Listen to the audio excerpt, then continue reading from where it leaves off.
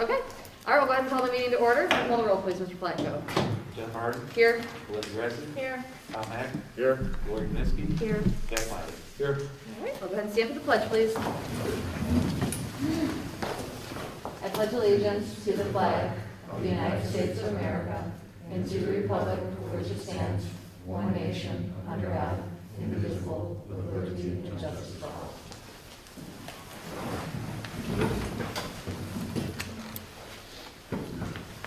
On behalf of the board, I would like to welcome all students, staff, parents, and interested community members to tonight's Board of Education meeting. I would like to remind everyone that this is a meeting of the Board of Education held in public for the purpose of conducting the school district's business and is not to be considered a public community meeting. There is time for public comment during the meeting in the public participation section on the agenda. First up, I'd like to make a motion to approve the November 17th, 2020 board meeting minutes. If I could have a second, please. Second. Thank you, Mr. Hack. Is there any discussion? If not, call the roll, please. Liz Gressing, Aye. Tom Heck, Aye. Lori Knessky, Aye. Jack Miley, Aye. Jennifer Harden. Aye. Motion carried. And that takes us to old business. If anybody's got any? So, I don't know if it's old business per se. You know, I'll wait till the superintendent's report. Okay. How about some new business? All right, that takes us to committee and liaison reports. The first thing, the superintendent's business advisory. We were going to have a meeting in December, but Dr. Bassage, after meeting with some of the other students and things like that, decided to push it off. I think we'll be meeting in January. We did submit our district business advisory plan to the state. I believe it was due yesterday. Awesome. That takes us to curriculum and programming and boosters. Mr. Miley. Okay, curriculum and programming, we had a meeting on December 1st and talked about several things. Let's see, starting with,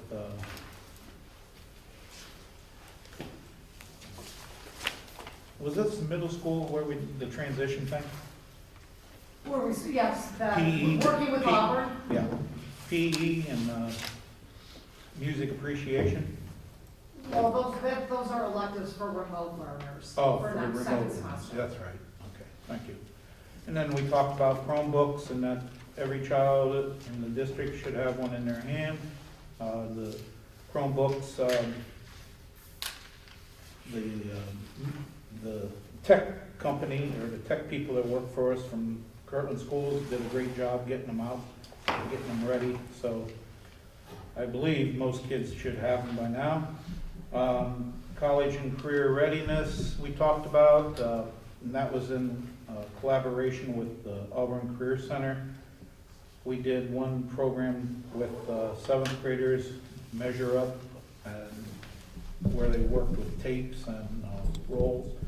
And they're looking at maybe a healthcare section in the 6th grade with CPR and first aid, and ultimately working their way up through 8 through 12 with different programs if everything continues to progress the way it's started out. It's a really good collaboration with the Career Center and our school system, so that's a good thing. Graduation seals, something new that's coming down the pike. These are seals that the students are going to have to earn to get certain types of diplomas. There's going to be seals that they can achieve at the state level or the local level, all kinds of different things. And this is in the works, right? Well, the resolution to approve our local seals is on the agenda for tonight. So it's really coming down there. Yeah, yes, so it's here. It's not just coming, it's actually here. And it was up for discussion, I think, last month. I wasn't here, so if there are any questions, I can answer them. We tried to do that in a Friday packet and clarify what some of your concerns were. So just to clarify a little bit for everybody, the local seals, what they are was dictated by the state. Okay, so that piece was kind of set in place, and then we got to define what they look like. So we got to define what student engagement looked like, or community service, or the fine arts. So that's the local piece that came in as far as the seals go. So the resolution that's on tonight is to approve what was presented to you last month. Unfortunately, I couldn't be here so that we could completely discuss it. So if there were any questions about that, I'd be happy to answer them. But I think we kind of went back and forth and cleared some different things up. And that's right for the class of 2023. Correct. And I believe those meetings have already started to happen. They did, we got the Zoom links and things like that Okay. last week, and I know it's on our website somewhere that they can go back, and parents can go back and watch it if they didn't get the opportunity to see it in Correct. a PowerPoint presentation. And so students still have some options within those parameters to choose some things that might not be defined, but there's some openness to. Oh, absolutely. So for example, a student engagement seal, the way that we defined it locally, and I probably can't do it word for word, but the gist of it is you're participating in an activity, I believe it's one every year for the 4 years you're at school. But it doesn't have to be a school activity. It could be Boy Scouts, it could be Cleveland Orchestra, it could be competitive cheerleading. It could be, I feel like I've hit at least 3 of the 5 of you that have had outside entities. But that's the point, is it doesn't have to be completely school related. Same with community service. You can do your community service here, or you might do it through your church. You have to fill out a form, and we have to have a contact person that can verify what you did. But it's to give kids opportunities to do things not only at school, but throughout the community to show that they're engaged and, you know what I mean, not only in the education piece of it, but growing as decent human beings. I think that was the gist of the questions I think that we had. Okay. Yeah, and so can you just elaborate on the impetus for this? It sounds like it came from the Ohio Department of Education, but can you just elaborate on the foundational thinking of it?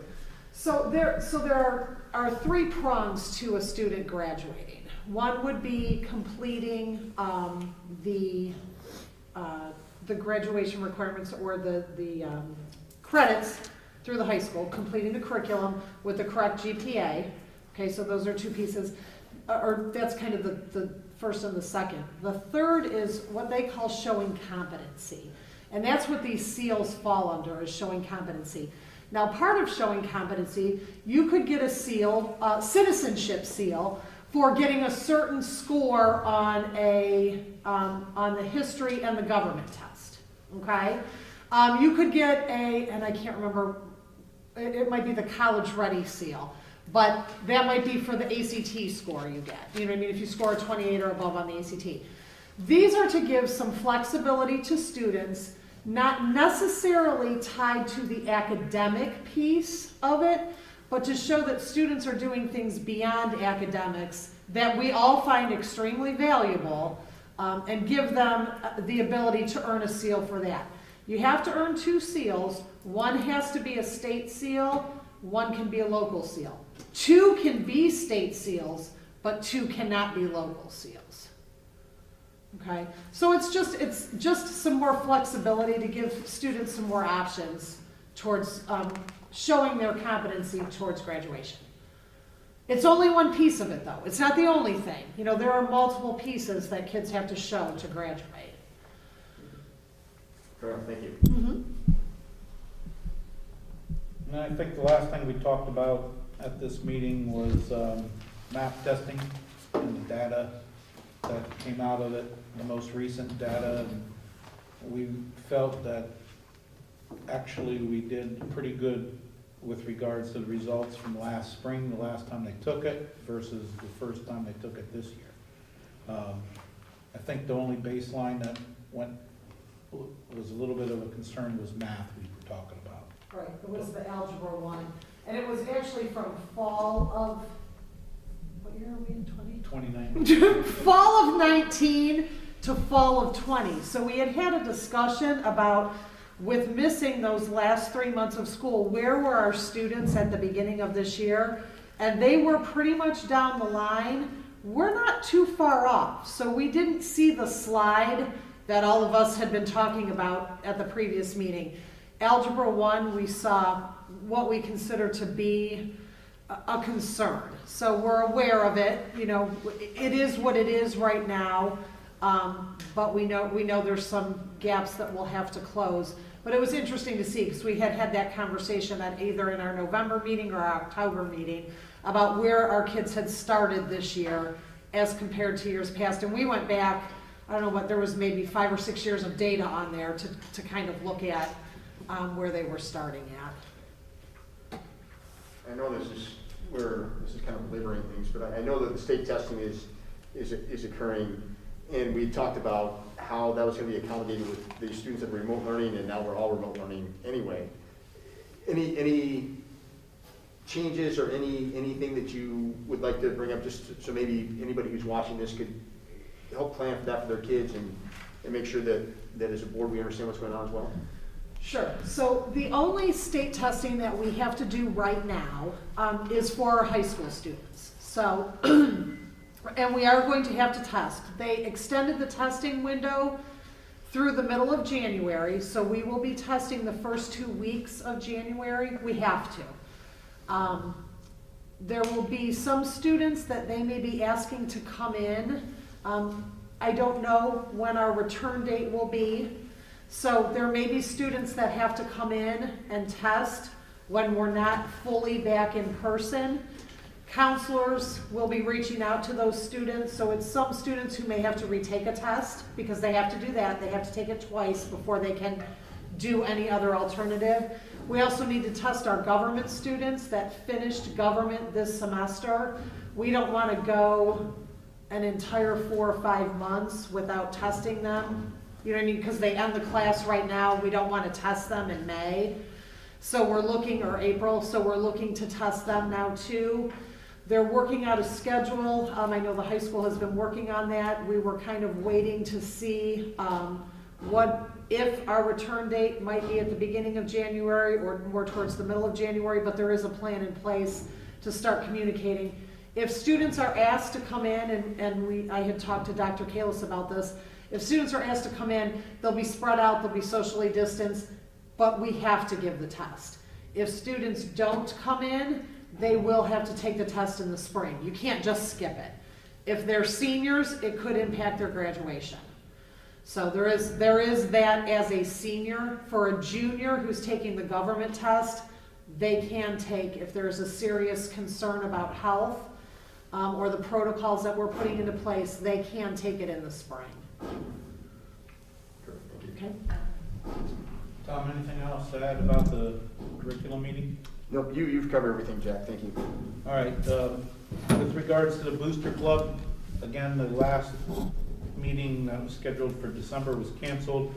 And part of that was because we were remote.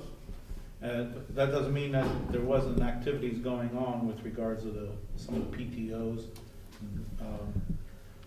They're still trying to get out and help the community with food drives and things like that, and they're still planning ahead for the second semester. We're looking to have a scheduled meeting in January. We'll see if that comes off, but for right now, this December one was canceled. That's all I have. Thank you very much. That takes us to Finance and Audit, Personnel, Legislative. Mrs. Grassi?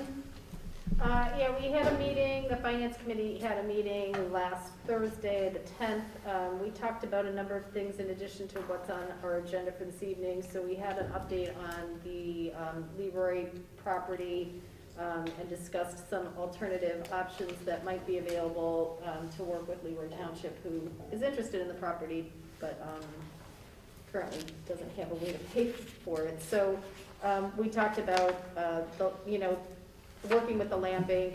We talked about the Western Reserve Land Conservatory. Was that the one we talked? Was that it? Chagrin River Watershed Partnership. Sorry, I knew it was one of them. And talked about maybe a kind of a three-way kind of a deal, but nothing is finalized. Nothing's really set in stone. We just had some conversations about that to see if Leroy can take that on. We talked about the bus grants, and that we have on the agenda to accept those grants for some bus grants that Mr. Platko had worked on and was successful in garnering. And I think he might talk about that in his update. We talked about Alternative duties and reassigned job functions, so we did address some of the concerns that perhaps arise when, you know, we're on remote and we don't have all of our employees in our facilities every day, but the folks are working there doing tasks, and so we talked about that, we addressed that, and so if there's any concerns, you can talk to the superintendent about that. We talked about the levels in state funding, and no, there are no changes at this time.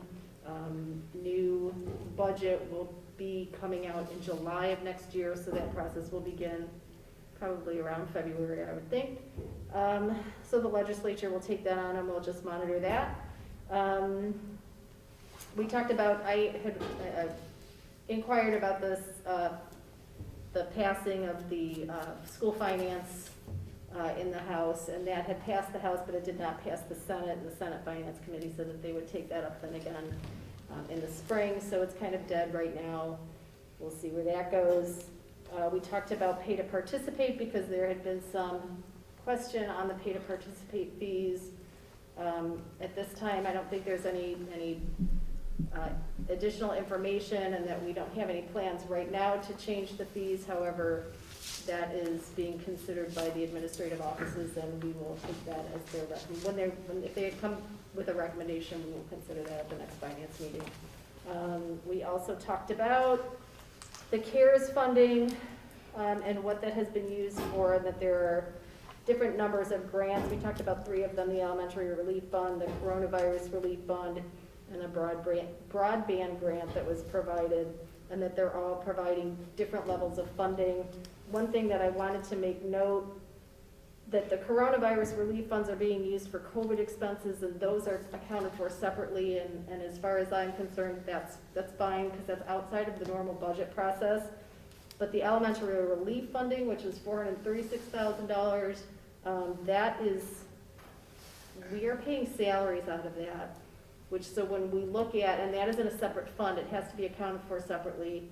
As a result, salaries are being moved off of our 5-year forecast into a special fund. It's gonna make the 5-year forecast look different than it normally does. And I just wanna put that out there, so if people are saying, oh, your salaries decreased, you know, they really didn't decrease, it's just that they're being paid for by alternative funding. And so that, I just felt that that needs to continue to be communicated when we put the 5-year forecast out. That was the gist of what we talked about in an hour. There's lots of other things that we could cover, but we only had an hour, so we'll schedule another meeting in January after we schedule our organizational meeting. Perfect. All right. Nothing else. Thank you very much. That takes us to Buildings and Grounds, Operations, Alumni, Mr. Hack. So, neither committee met. Okay. That's short, sweet. That was easy. Thank you. All right, Policy Committee, Strategic Plan, Mrs. Krasinski. We did not meet, but there is policy for the first read on the agenda for tonight. So we do need to set a meeting to have a discussion that we need about that policy. So I don't know if we want to set it now or communicate through email. Well, yeah, I'll email you guys. Okay. I was looking at that probably that first week we get back, the January 4th week. That'll work for somebody, for you guys. In the morning? Yeah. Okay. Yeah, That should be good. Let me know. Okay. And then strategic plan, there was no meeting. I'm not sure if we'll get any update on kind of some consultation in the superintendent report. All right. Well, then we'll just send that to Dr. Kalis for the superintendent's report. All right. We're going to start with our favorite subject, COVID. Our last board meeting was November 17th, and what we've encouraged our community to do is to continue to contact Heidi Perry, our district nurse, if their family member or student should have COVID or test positive for COVID, so we can continue to keep track of the number of students and staff that we have. And like I said, last board meeting was November 17th, and since then we've had 30 more students who's reported that they were positive, along with 26 staff members. Although those numbers seem kind of high, it's still rather alarming to me because we don't know how many aren't reporting it to us. You know, if you know that you're out and you're remote and you have that amount of time to get well, I'm not so sure how many people think it's important enough to contact the school and let us know. But those are the numbers that have been reported to us. For the entire year so far, we have 99 cases. There's 60 students in all and 39 staff. Just think about this last month, basically doubled the students. And for the staff, it's another, 13 staff members. So, were there any of the students hospitalized that we're aware of? Not that I know of, not that I know of. So it's pretty much stay at home and self-treat? Or what do we know about the students that had it? Do we know anything about their treatment? All I know is that and I could probably get more information from Heidi. What we do is we really count how long they shouldn't be in school and kind of monitor that. We haven't had a lot of discussion about to what extent the virus has impacted the particular student. We get a little bit more information with staff, but it's a little bit more, it always seems it seems more serious with the staff than it does with kids, just like what we're hearing in the news. But no, I think what happens is the kids, they stay home and once they are clear, they can come back. Yeah, just to relay on this topic, my son's in the Navy. He actually tested positive and had it, but I mean, it was a day, but he's out for 10. It impacts people differently. I mean, one thing Mr. Miley and I were talking about this before the start of the meeting. We had a former superintendent in Madison, Roger Gowdy, Dr. Gowdy, who we worked with for many years, being a neighboring district and going to meetings together. And from what I understand, he had passed away from COVID. And this is a pretty energetic and vibrant man. He was always busy doing things. And it was sad to hear. And, our condolences go out obviously to the family, but it was quite a shock. We've been remote learning with middle school and high school since November 16th, and elementary since November 30th. And I'm going to get into a little bit more about athletics and things like that are kind of impacting when we come back. And the athletics aren't impacting it, but I'm trying to give the board a timeline of what's going on. I was told through many of the meetings in the last couple of weeks that we were purple and that we probably wouldn't be out of purple until the end of the year. And lo and behold, we're red now, which is a little bit better. It's better than purple. It's still not good, but still better. Now districts are talking about timelines of returning to school if they're not already in. If they're in hybrid, they might be coming back altogether. What I would like to do, and Melissa, although she said that there was no plan, she knows we've talked about this a couple of times. She just didn't want to let the cat out of the bag necessarily in a public meeting. But we're looking at, if everything remains steady, we're looking at returning everybody back on the 11th of January, which if you think about it, after this week, it would be an additional 5 days. It would be the first week back from break, where they would still be remote, and then that Monday, the second week after break, we would go, would be back in it again, with the same safety protocols and everything else. What I'd like to do, I wanted to mention it obviously to the board first to solicit any type of discussion, but I'd like to send out a memo to the parents either tomorrow or Thursday, because I don't want to wait. With that being said, in it, I'm going to say if things go south, we'll just continue to be remote. But with everything going on out there, all I've heard is that there's slight improvements in Lake County. And that's why we're red right now. I don't know what the other surrounding counties are going to be like. I think they're a couple weeks behind us. But at this point, I would like to get the kids back in. And I would like to do it on the 11th of January. So the only question I have about that will be the week for finals for finals for the high school campus. So typically, if the kid, those kids all get dismissed, as we know, at all kinds of crazy times and things like that. But in the past, we've said if you can't get a ride, if you're not busing them, that the kids stay for the day in a study hall. Do we have the capacity to keep the kids? We're going to have to figure it out. Well, I know, so I'm just asking to make sure that we have all that. Yeah, most do leave. I mean, we don't. Well, I know they do, but I mean, we've all we've been in the parking lot, it's horrifying, those days, but. And that's something we'll have to work out. One thing that, the reason why I didn't want to come back on the 4th and instead go to the 11th is because everything that we've learned about this is that if you're exposed to it, that you're supposed to get the symptoms sometime within, a 10 to 15 day period. And if we go back on the 11th, we'll have 17 days from Christmas, and New Year's would be, 10 days. So we figure that's the best bet, because if that's the case, kids can stay home, or a staff member, if they show symptoms, it would at least give us a kind of a jump start on the 11th, hoping that the people that are coming to school are in good condition. I'm sure that. I was just gonna follow up then, just say, so are we gonna have to ask people if, if they're not gonna be picking up their children, if they need to take a bus, so we just have a head count of who's staying?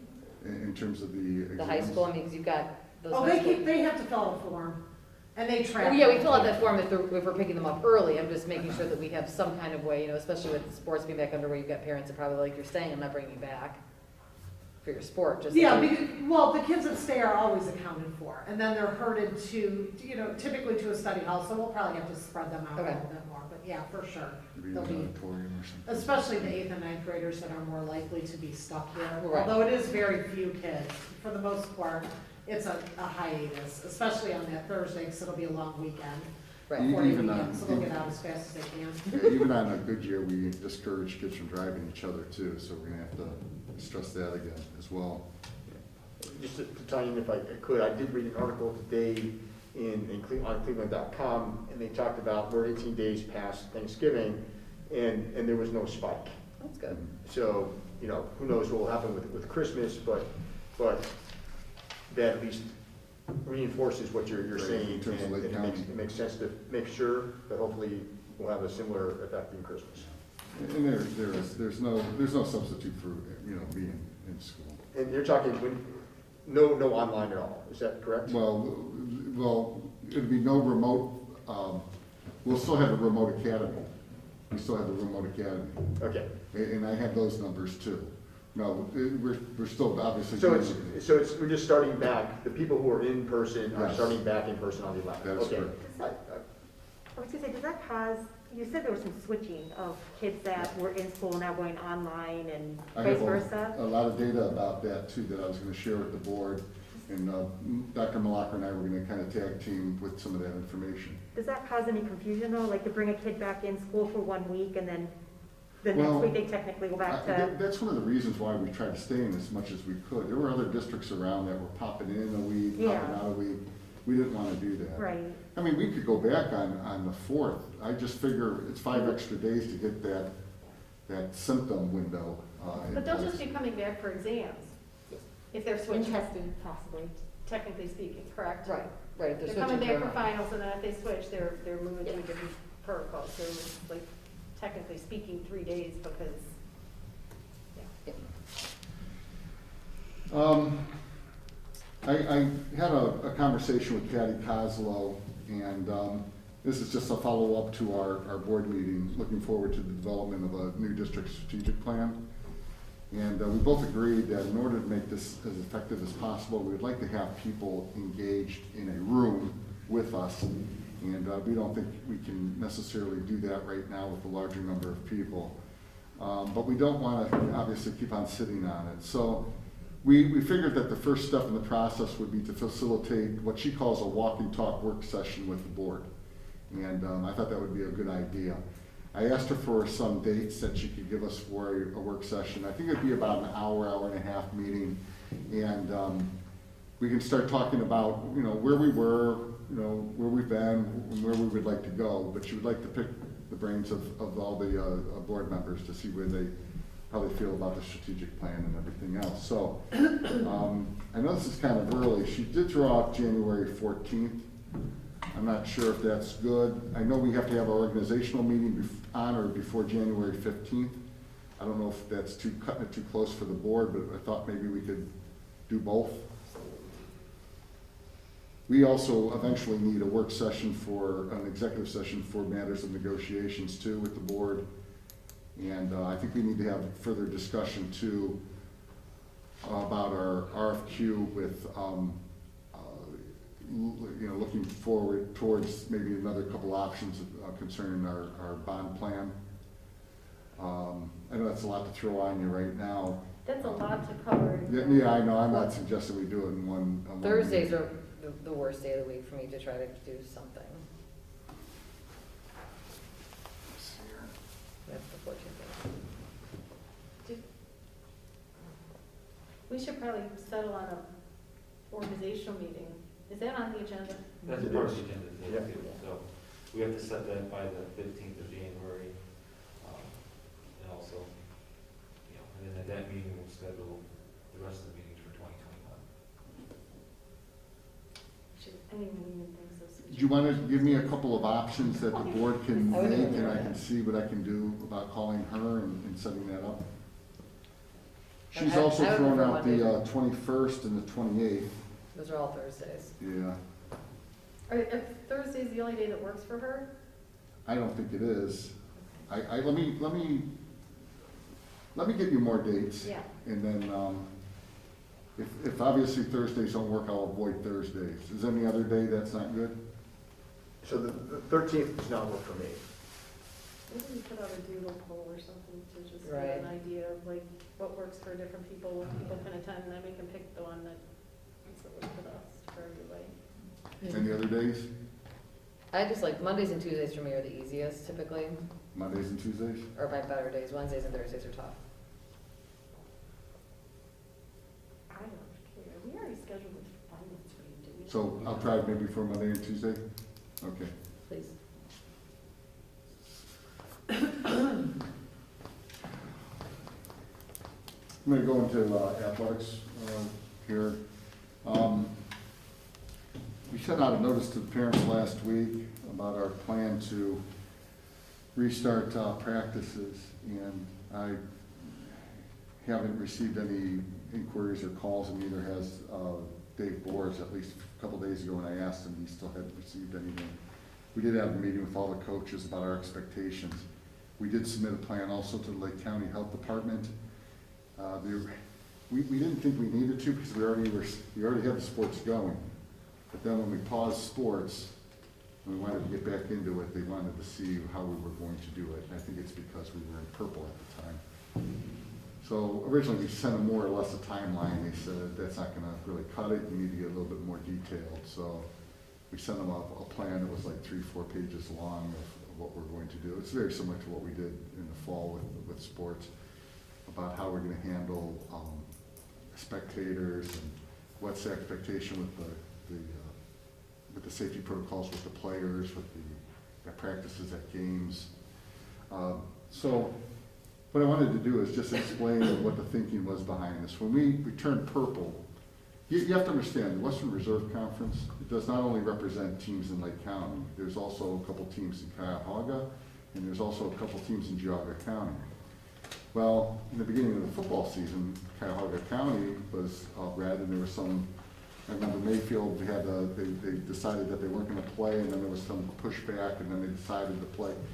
Well, Lake County was purple, and in the meantime, the other teams in the WRC were reluctant to play us, North and South, because they're in Lake County, and also Madison. Now, if you think about that, that's 4 teams, that's half of the league. And I don't want to say we necessarily panic, but we're thinking to ourselves, we want to give our kids the opportunity to play. And how can we not play other WRC teams and not think that half our season was going to be gone? So we called a meeting together, and the members of the WRC, they were kind enough to look at different alternatives. And what we did is we decided that we were going to postpone all the contests, all the athletic contests in the WRC, interleague play, from now until middle of January.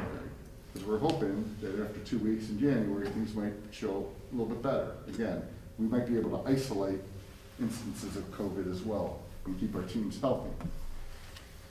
So they all agreed to it, but the ones that are still in red, the Cuyahoga County and Geauga County, they were going to continue to practice, and they were going to continue to have non-league games. Again, we were paused. We weren't going to play those games. So we got this plan together. We had some parents even sign petitions wanting wanting us to know that they supported us had we gone back. And I think there were 300 to 400 signatures on this petition. I talked to the lady who sponsored the petition and everything else. Tried to be transparent as we possibly can with the discussions that we had and what we were doing and having a discussion with the WRC. In order for us to be competitive, we needed to get back to practices. We weren't going to play any games up and through the first of the year, but we wanted to get our teams back together. And in our letter, we said this to the parents, that we're only one vote of 8 teams. And the WRC voted 7-1 to do this plan. So what we wanted parents to understand is the WRC is going to have a season regardless of whether or not we are participating. So with that said, we thought, well, we got to give the kids at least the opportunity to decide. So we decided that we were going to go back to practice on the 14th, just so we have some level of competitiveness and conditioning and everything else that's needed in order to prepare for a season. And then we're going to have the parents decide with their child whether or not they want to participate. We've kind of eased off the hard and fast rules about not attending practices. Like even with the compressed season, we might have a couple games that are on Saturdays or Sundays even. We always try to avoid Sundays. At this point, we're figuring if someone can't make a Sunday game, don't get on them about it. Just have the game and do what we need to do. After January 2nd, we decided that we are going to have a couple of out-of-league games if we can, just kind of a warm-up. And then on the 15th and later, we're going to have the WRC games. The second half of the WRC schedule is January 15th to the end of the season. We can't manipulate the end of the season because OHSAA has playoffs. They're not going to wait for Riverside. So we're keeping that half of the season intact, and we're taking the first half that we paused, and we're going to try to fit those 6 to 8 games in that shorter window, if we can do it. That way the kids will have more opportunity to play. We figure that any league ranking is going to occur from the 15th to the end. All those other games that we're going to insert in there aren't going to count. But we figure the students will at least, they want to play. They don't care. They just want to play. So that's what we're doing right now. I was over at the field house. Rustlers were in there. The basketball team were in there. When they're active, they don't have the masks on, but they're supposed to be social distance. When they're on the side court or doing something where they're not doing the actual activity, they have their masks on. I think that's it pretty much for the sports. Does anyone have any questions? Actually, I had a question for Cheryl. Good. Yeah. So you were kind enough to put some information in the Friday report. And if I were, and it's concerning the number of people who are getting support from Crossroads and what have you. Could you just briefly go over that so everybody can understand what is transpiring this year compared to, say, last year? So what I did was I asked for their input in terms of services that they've provided thus far this school year, as well as students accessing those services. And what I provided to you all in the Friday packet was basically the numbers of new referrals that we had received, and there was about a 2-month span. And I'm trying to do this from memory, Mr. Hack. Okay, yeah, it was like September 10th, I think, through. Yes, okay. Correct. And so the number of referrals was about half of what we typically see from August to December. If I could go back and if I could access that, I'd be able to tell you the information. It was 86 and 187 the previous year. Right, so 86 for the 2-month period of time this year, because of course we had the delay to when we started the school year. And so then I went back because Crossroads always provides us with a mid-year and then an end-of-the-year report. And I looked at the number of new referrals that we had last year from August through December. And it was a considerable, I mean, we had a considerable number of referrals last year when we had no remote instruction. So that was for the period of August through December 2019, as compared to this year. I also inquired about remote versus in-person, and the number of new referrals for remote students was very minimal. In fact, and I don't think I put this exactly because I didn't want to get it too confusing, but it was no more than 12 students of those 87 or 89 referrals that we've had that were actually initiated for our remote learners. So most of the referrals were for our in-person learners. They also provided us information in terms of students accessing the services. And what they're seeing is that students who started this school year in our remote learning academy from the beginning of the year are accessing their services and logging in more regularly than when we had the change going to remote instruction district-wide. So if they started the year as a remote learner, they seem to be accessing their services more regularly, or if they had had an existing relationship with the service provider. The students seem to be logging in and accessing those services more regularly. We did see a slight, or at least Crossroads has seen a slight decline in students accessing their services since we went district-wide remote, but they are anticipating that's still kind of the novelty of students that were in person switching to remote. So they're hoping that, you know, depending on what our situation is, and obviously Dr. Kalis just presented the plan for, you know, coming back in January, but they were hoping that if we continued to be remote district-wide, that eventually we would see students accessing more and more services regularly. Well, they were, today when my daughter was doing her work at the kitchen table, I was working from home today, and the Crossroads is in the kids' classrooms now in their Zoom meetings. So that's brand new. Yeah, that was awesome today. Well, I mean, so, and it that was just really good. happened. That happened after I had sent you the updated Yeah. email. And what that was about was they had decided, because it's mostly our teachers that have reached out to some of our service providers in the building and inquired about accessing, you know, more services for the classroom as a whole. So what they did, and it was kind of a neat idea, is they built in, when the service providers are in the school, they built in slots that teachers could individually sign up for to have the Crossroads service provider come into the classroom, and I think it was like a 30-minute time slot, if I'm not mistaken, and then provide some suggestions and resources for students who may be struggling because of the situation with regards to COVID, may be having some adjustment issues going from in-person to remote, maybe experiencing some anxiety, some coping strategies. So, and they were overwhelmed, at least the email that I received, I think it was either yesterday or today. It was sent to everyone. They were yes, it went to everybody. They were overwhelmed with the number of responses that they got for teachers signing up, and they actually increased the number of slots. They actually added slots so additional teachers could have this opportunity in their classrooms. It was really nicely done. I thought it was a great idea because, you know, otherwise they're really seeing students more individually. But And the interesting part was, I think a lot of the kids, I know my daughter and some of her friends, they talked about it, you know, amongst themselves later on, didn't even know that was something that was available to them. correct. So that in itself, I think, was a really good thing. Well, and our teachers have been, I mean, they reach out to us as an administrative team, and they're really asking for resources and ways they can support students through this whole kind of COVID crisis, you know, so to speak. So I thought that was a great idea. They did a really nice job. Were you surprised at the number, you know, the decrease in number of people requesting support? I was a little bit surprised by the numbers, but again, this is such a, you know, unprecedented time in terms of what we're dealing with. But I was a little bit surprised.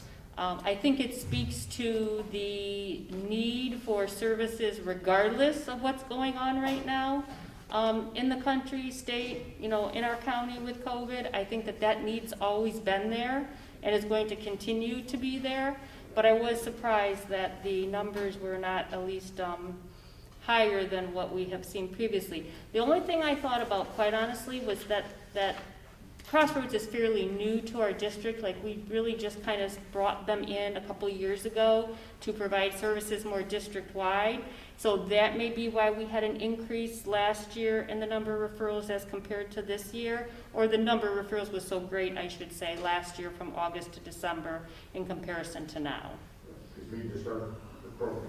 Right. I will tell you that, with teachers now kind of seeing kids in their home environments, I did get, because I actually reached out to a couple of our principals too, and there's been some referrals based on that, but more so with the students that are in person. Mhm. Thank you. One other thing I wanted to mention about sports too, there's the school districts throughout the area, some aren't allowing spectators at all at their events, some are. I kind of have a problem with not allowing parents into sports. If we can do it, we need to try to do it. Parents need to be there to support their kids. Kids want to see their parents in the stands, at least most of them. So what we're looking at right now is giving, like in basketball, giving each player and cheerleader 2 tickets so parents can come in. We're thinking about putting the basketball teams on the other side, pushing in all the stands on the other side. So the teams are there, they have their own isolated areas on the opposite side of the gym. The parents now are on the side where the concession is. They can move about, they're not walking right behind the benches, they can walk to the concession or the bathrooms without really mingling with our players. We'll have it marked, we have it marked now, we just have to make sure that the tape hasn't peeled off or anything, the blue tape and where they can sit. It's a little bit different than football because it's inside, it's a smaller venue, but we're still following the guidelines as well. You can fit about 1,500 people in all of the stands, and we're going to have probably around 250 spread out. The 2 sections that are at the end of the gym are where the JVs will sit or the varsity during the other levels games, and they'll have their own sections. So everything will work out. We're at least going to try. All right, remote numbers. I passed out this sheet here. This gives you an idea of what has been requested. We have more students now going from in-person to remote, with 237 requesting that, and then 133 requesting from remote to in-person. Remember, when we had this window open, it was right at the height of the, Purple County and the height of the kind of the COVID scare. So that's where we are right now. What I really want to talk about is what the staffing looks like. And to be perfectly honest with you, I'm very happy with the numbers here. Dr. Malacher put these together along with Nick, and then we met today about what that looks like. And one of the concerns we received, if any concern we received from parents, was the ones that were in the elementary, and they're developing, a trusting relationship with their teachers and everything else. And we were telling them that, hey, at semester term, we're not sure what the personnel needs are going to be, and we're not going to have to, have classes with real low numbers. We may have to combine, or we may have to switch classes. And I have to tell you, parents were not happy with that. So that was one of our concerns. It's not too much around it. The way the numbers fell, we can keep the kids in their classrooms, with the exception of an issue we have in the 4th grade. But the remote numbers for elementaries, as it will stand in the 2nd semester, with the numbers that we have right now, kindergarten would be 15, 15, and 16. 1st grade would be 19, 18, 19, 18. 2nd grade would be 20, 21, 22, 22. 3rd grade would be 19, 20, 20. I'm going to skip 4th grade, so we're going to go back to that in a second. 5th grade is 24, 25, 22, 23. And 6th grade is 26, 24, and 25. Okay? Now 4th grade, we have 3 sections. We have 24, 26, and 24.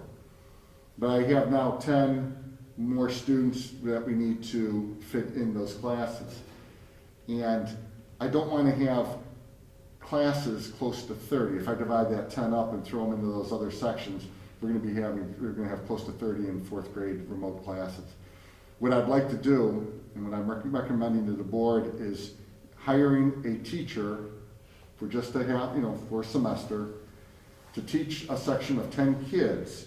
But what we would do before we would start it is to reach out to the other classrooms' parents of 24, 26, and 24 to see if a couple of them would want to leave to go into a smaller classroom, and we kind of even those out. So we would basically hire an FTE for the second semester. Okay, so that's the additional cost there. At the middle school, we would like to take one of the teachers there and place that teacher in the fourth grade position. Okay? And what we would do is take one of our tutors, and the tutor would now go into the middle school position, and then we would hire a tutor. That's a wash. Okay? And then at the high school, we want to add 3 math sections. We have a tutor that is a math teacher, and what we would do is we would take them, and instead of tutoring the whole day, we would tutor still half the day, and then he would have 3 sections of math the second. So the only increase there is, instead of having a whole day of tutoring salary, you would have half a day of tutoring salary, half a day of teacher salary.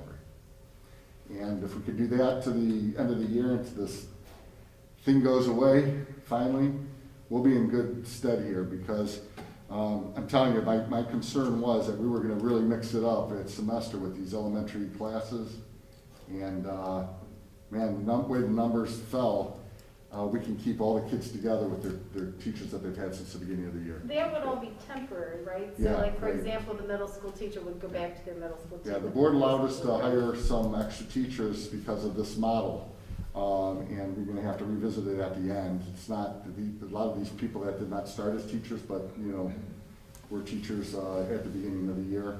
They might go back to their tutoring positions, or they might be released.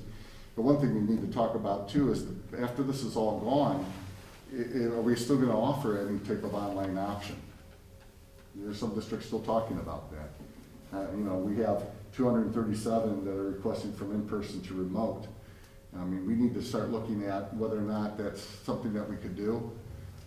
If we don't provide it, and they might end up homeschooling, they might be going to some type of online curriculum that's outside of our control. So it's something we can talk about. We can do that at curriculum. I think it'd be interesting to see if at one point we send out a survey to find out the reasons why people chose the move, or why they chose to stay in. I was surprised because I reached out to other districts that were allowing it to happen at a quarter, before everyone was purple, and most of them had them jumping back in. I had a feeling that when we hit purple, and it was right in the middle of this window, that we would see an increase, and that's what's happened. When are we allowing for the opportunity to change through? It's done. It's done. It's their committee for the semester. But the Window's closed. The last time we went through this, though, there were people that initially chose remote that came back to in school. We allowed that, right? The first half of the year? Extenuating circumstances, we did.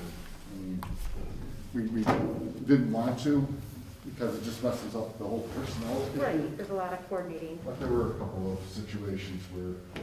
And the only reason I ask is because, like you said, this came out when we were purple, right? So you wonder, did people choose remote because of the situation we were in? And if we stay in a better space, like, will people want to come back in school? I mean, I know, like in my house at least, Another one I got there. 2 of my kids are going in remote. And they all started in person, and 2 of my 3 are going remote, because one of them in particular found out that he is significantly better not being in the building and being home. And it had nothing to do with purple, but that to me made no difference at all, but I left it up to my children. When you say academically better, you mean? Oh, yeah. I mean, he's the kid who would take a bathroom pass and walk around for 45 minutes. And being home, he sits and actually does his work, and went from having D's and F's to A's and B's, because there's no walking around the building for 45 minutes. He actually has to sit down and do his work, and I would just be curious to see how that worked, like I said, I left it up to my kids to choose on their own what they wanted to do for the second half of the year. But Yeah. I'd be interested to see what other people thought. I passed out the most recent edition of the quality profile. Mr. Carabine is the one that puts this together. He gets the information from a lot of different aspects of the districts, and he did a really nice job. On page 2, you'll see your smiling faces. Included the board's picture there as well. This is a supplement that goes out to show all the good things that are happening in the district that aren't necessarily gauged by state testing. Mrs. Grassi said she already received it. It's in the mail right now. Yeah, I got it the other day too. Okay, I wasn't sure if you received it. I wanted to see it. But that concludes my report. Take a picture of the product and masks.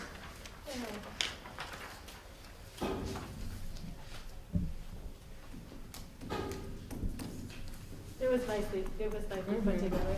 Very nice.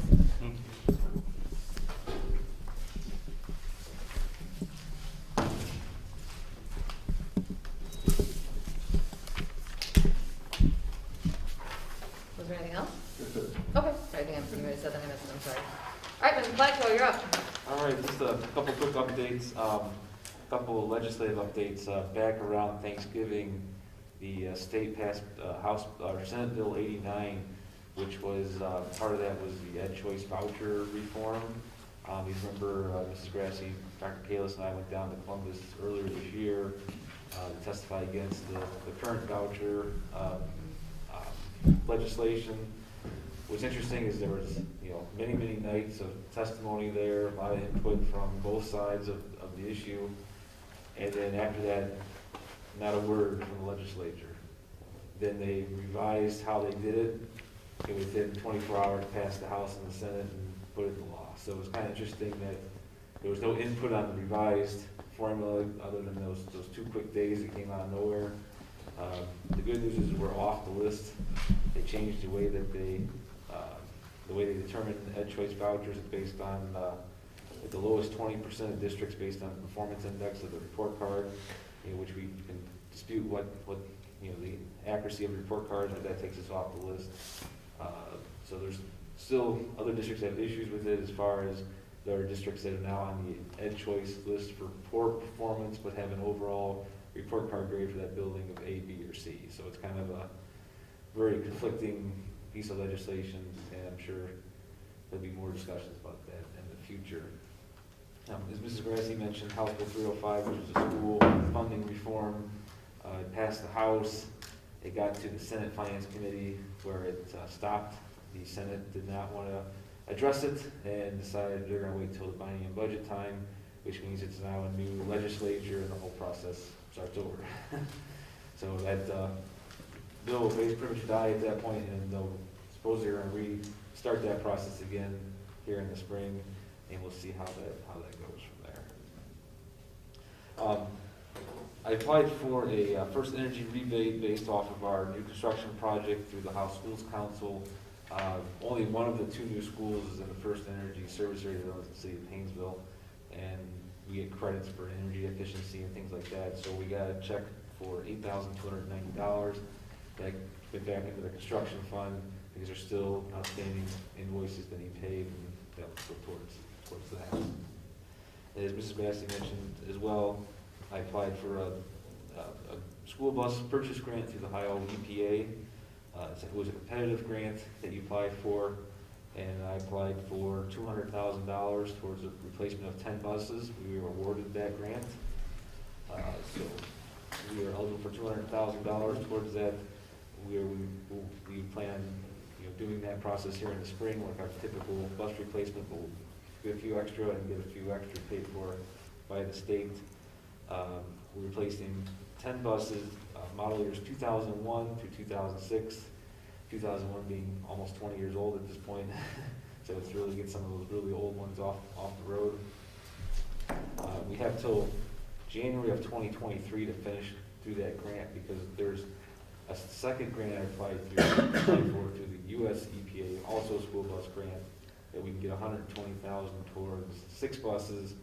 Those will be awarded in January or February. So if by by some luck that we get that one as well, then we'll do that one first and probably postpone this because buying 16 buses at one time is quite an endeavor.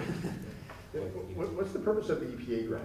it's through the Ohio EPA Diesel Mitigation Trust Fund.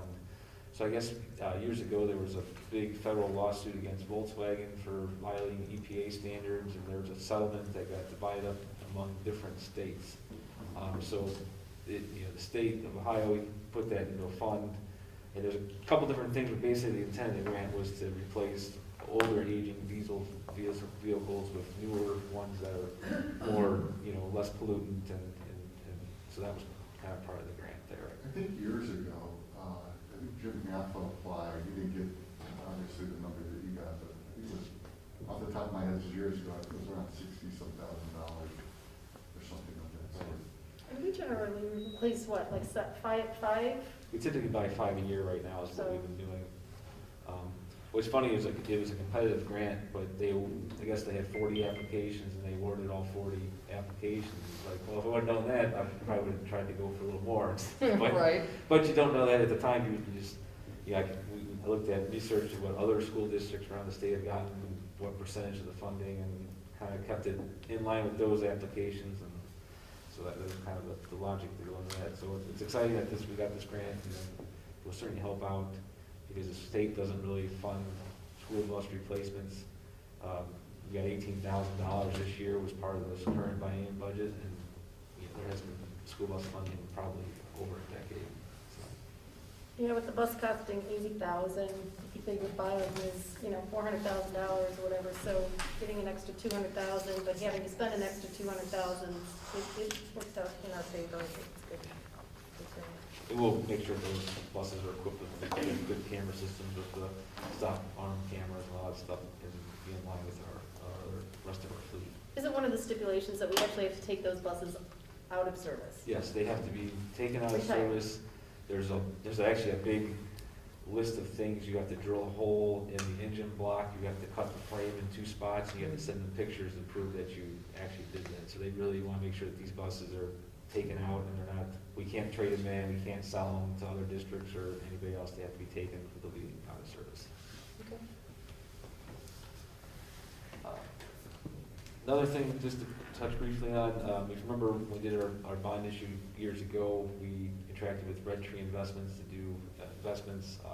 We're going to start in January. They're going to work with us on some of our operating funds because of the interest rates have tanked, and we're getting nowhere near what we used to get, and now we're going to use them to kind of help us get a little better return on our operating funds that we have.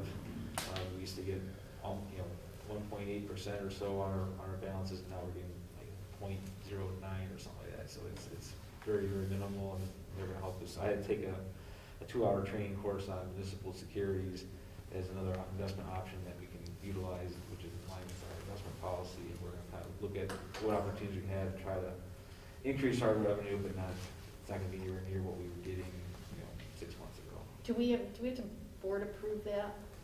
Or We is are. that part of our investment policy? It's already part of our investment policy. There is, in the revised policies, the investment policy is being updated, and the only changes, municipal securities had a 5-year limit. Now you can do up to 10 years, and that's the only change, but we're not necessarily going to use that. Just happened to be the timing of things, and when the new laws went into effect for that. Another thing, we are fully live on the state software redesign, so we're having a blast with that, learning how to navigate the new system. But you'll notice that the check register that we approved looks differently now. That's on the board agenda, and I had a lot of fun putting the new reports together. It's all based on Excel files you pull out of the system, and the new system changes the whole spreadsheet, so all my linking had to be redone to get those reports to come out the way that you're used to seeing. LGCA is assisting still? Yeah. And then we put out the request for qualifications for architects. They're due back on January 8th after break. That'll serve 2 purposes. One, to have architects on file for any small projects that we may be doing, such as like we did the band bleachers or the welding lab project, but also allow us to get qualifications to review for getting a third-party opinion on the second phase of the facilities plan. So that's in the works. We'll get those in January, and then I'm sure we'll have a work session at some point to kind of discuss the scope of what that might look like. And lastly, on tonight's agenda is the amendment agreement for the band bleacher project. If you remember, the bleachers are a little bit smaller than they were supposed to be, so the agreement on the agenda is to extend 12 feet on the right-hand side of that with the bleacher company and our architect CT Consultants are going to split the cost. The only cost to the district is to have the, I think, 2 concrete pillars or footers put in, and so they can install that. Because the concrete pad is already there because it's 17 feet bigger than it should, the concrete pad is the right size, but the bleachers were too small. So that's on tonight for approval. And then the last thing we just need to do is we need to finalize a date for the organizational meeting and tax budget hearing. We need to fill that on the agenda under the buildings and grounds. Tuesdays seem to work for everybody, right? I think we're all pretty used to that. It'd be a shock if we moved it.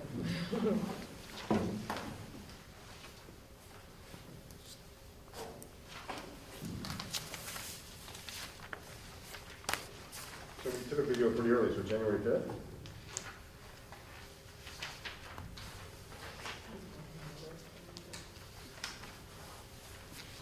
That works for me.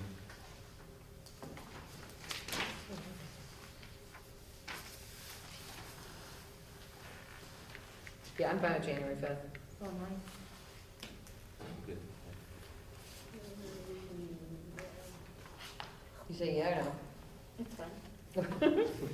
We usually do that first meeting, it's like 6:50, it's weird, like- right? It's not 7, we do something. We do the tax budget hearing at 6:45. 6:45, right. Then we start the organizational meeting at 7. Okay, that's what I thought. That's all I have. 6:45 on January 5th. Yes. All right, that takes us to public participation. Anyone wishing to address the Board of Education will be recognized by the board president. Speakers are requested to identify themselves and their topics. Comments are limited to 3 minutes. Stand up. Okay. It takes us to consent agenda. Consent agenda provides for more efficient use of time. Anyone wishing to, any board member can remove a consent agenda item to be discussed and voted on individually. First up is finance and audit. Sure, we have a motion to approve the items listed on the finance and audit consent agenda as recommended by the treasurer, items A through E. I'll second. Thank you. Do you have any discussion on those? Then can you call the roll? Tom Heck, Aye. Lori Knutson, Aye. Jack Miley, Aye. Jennifer Harden, Aye. Linda Grassi. Aye. Motion carried. Personnel? Sure, we have a motion to approve the items listed on the personnel consent agenda as recommended by the superintendent, items A through F. One second. I'll second it. Thank you, Mr. Miley. Is there any discussion on those? All right, then, can we call the roll? Lori Knutson, Aye. Jack Miley, Aye. Jennifer Harden, Aye. Linda Grassi, Aye. Tom Heck. Aye. Motion carried.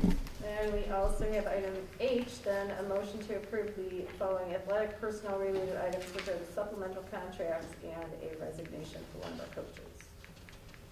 I'll second it. Thank you. Is there any discussion on those? Nope, then let's call the roll, please. Jack Miley, Aye. Jennifer Harden, Abstain? Linda Grassi, Aye. Tom Heck, Aye. Lori Knutson. Aye. Motion carried. Curriculum and programming?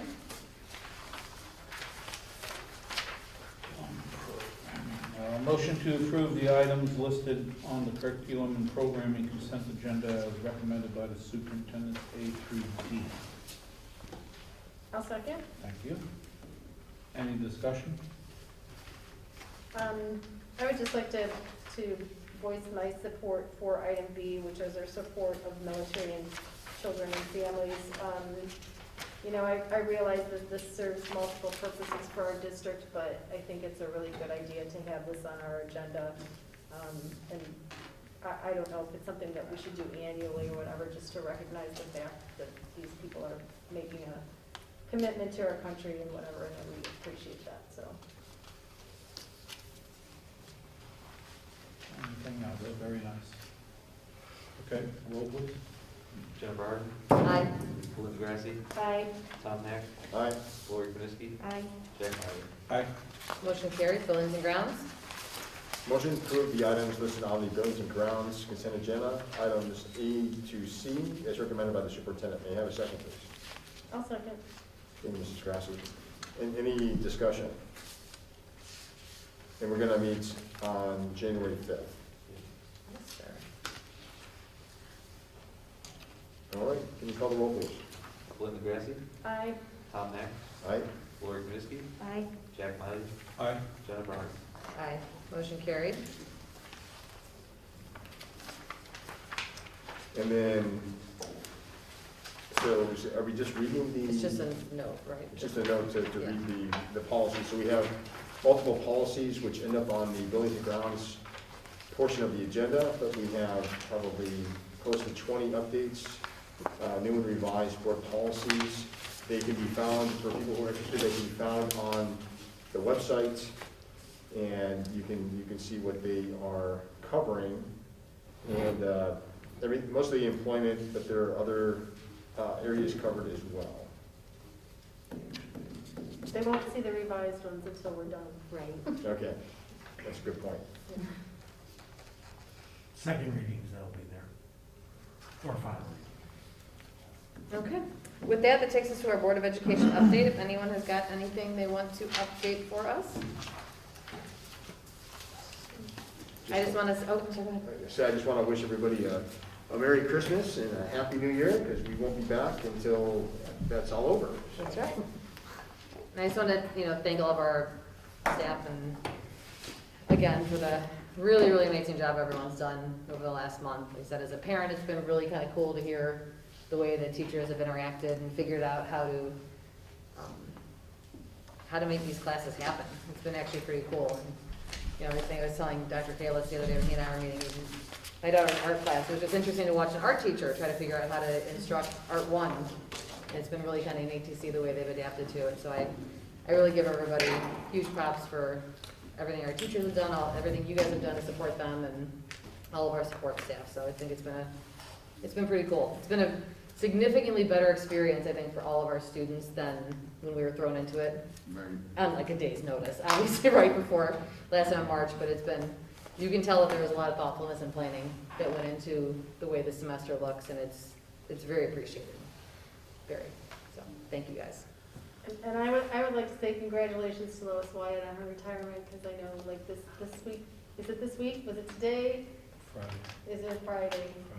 Friday. And she's been with the district quite a long time, and she'll be missed, so. The one thing I wanted to mention too is a lot of the work that went into this is, kind of the brainchild of Dr. Malacher too. She works on the framework, she brings it to us, and we try to fine tune it as much as we can. And one thing I wanted to mention, I probably should have during my superintendent meeting, and I know I told Jen Harden, Dr. Malacher is published now. As part of her work. So I don't know if you wanted to give us a little plug. She sent an email to us. And Amazon bestseller? she said she was very excited, Get said there. that she was published along with her dissertation chair from a couple of years ago. And Mr. Schlick wrote back, "Oh, good, I'll read this later." And I almost responded, "I'll wait till Mr. Schlick reads it and tells me about it." So, I was kidding around. I'll try to get to it. So in Can you tell us January- a little bit about it? In January, you can give us the abstract of it. So it was, I was approached by a professor at Youngstown State, who also, like Dr. Kayla said, was my dissertation chair. She was writing an article on the effects of the coronavirus on administrators, and she asked me to co-author with her about my experience, and it turned into a single case study, kind of about my experience and some of the research and background she had on dealing with emergencies, for lack of a better way to kind of package this situation up. So we went back and forth. I think I actually said it to those two, and this is how I sent it to my mom and my family also, was, hey, take a look at this article, in particular the authors. And that's all I said. So I called my mom, and she says, I'm reading the article right now. You barely gave me any time. I go, I don't really even care if you read it. Did you look at the author? She goes, well, no. Why is that important? And I can hear her, tapping on the computer, scrolling. She goes, oh my God. So it's just a cool thing. I was reminded how much I actually like writing when it's not 100 pages worth of stuff. So it was a cool thing. So thank you. I didn't even know you were going to say that. So thanks, Sharon. Congratulations. Thank you. That's awesome. Thank you for everything you did here. For sure. All right, does anybody get anything else? All right, with that, I will make a motion to adjourn at 8:15 PM. If I can have a second, please. Okay. Thank you, Mrs. Grassi. Go ahead and call the roll. Tom Hack, Aye. Lori Knessky, Aye. Jack Miley, Aye. Jennifer Harden, Aye. Steve Grassi. Aye. Motion carried. Thank you all.